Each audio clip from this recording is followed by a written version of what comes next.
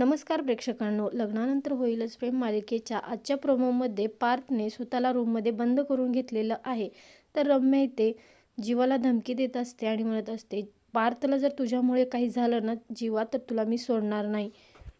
माननीचा जीव मात्र कासावीस होत असतो, कारण पार्थ दार उघडत नाही आणि माननी त्याला म्हणत असते, पार्थ प्लीज दार उघड, आम्ही सगळेजण आहोत इथे. तू का असं करतोयस? आम्ही सगळेजण समजून घेतोय तुला. तेव्हा मी तुला कधीच माफ करणार नाही, असं रम्या जीवाला म्हणते.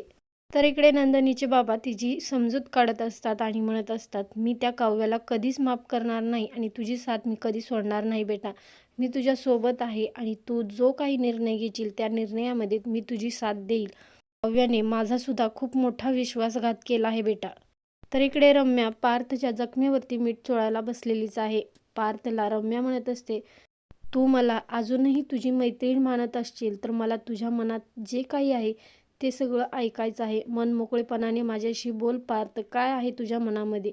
त्यानंतर पार्थ रम्याला असा प्रश्न विचारतो आणि म्हणतो, रम्या तुझं अजूनही माझ्यावरती प्रेम आहे का गं? आणि हे वाक्य ऐकून रम्या मात्र गप्पच बसते.